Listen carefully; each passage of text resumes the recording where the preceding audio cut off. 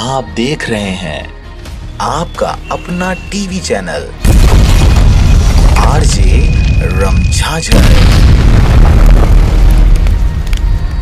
जज्बात के रंग भरोसा के संग।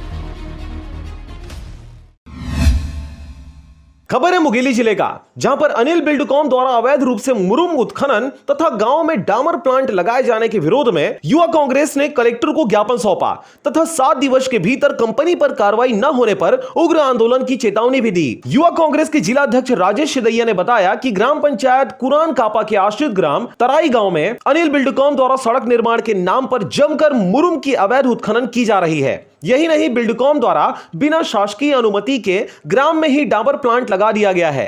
प्लांट से निकलने वाले दूषित मटेरियल के कारण ही हरियर छत्तीसगढ़ योजना अंतर्गत लगाए गए 8,800 नग पौधे पूरी तरह से खराब हो चुके हैं। यही नहीं, ग्राम में निस्तारी के लिए बनाए गए तालाब भी दूषित हो चुका है, जिससे ग्रामीणों में निस्तारी की समस्या बढ़ गई है। अनिल बिल्डकॉन द्वारा मुरुम हेतु जिस जगह की खुदाई की जा रही है वहां 40 से 50 फीट गड्ढा भी बन गया है, जिससे कभी भी कोई भी अप्रिय घटना घटित हो सकती है। पर्यावरण को ध्यान में रखते हुए युवा कांग्रेस ने अनिल बिल्डकॉन पर कार्रवाई की मांग करते हुए उनके द्वारा की गई नुकसान की भरपाई करने की मांग की गई। साथ ही कार्रवाई न होने पर उग्र आंदोलन की चेतावनी भी दी गई है। ज्ञापन सौंपने वालों में मुख्य रूप से युवा कांग्रेस के जिला अध्यक्ष राजेश सिदैया, पोखराज खांडे, योगेश्वर सिंह, ईश्वर चतुर्वेदी सहित बड़ी संख्या में कांग्रेसी कार्यकर्ता उपस्थित रहे। मुंगेली से अजीत जायसवाल के साथ मनोज जांगड़े की रिपोर्ट, आरजे रमझाझर।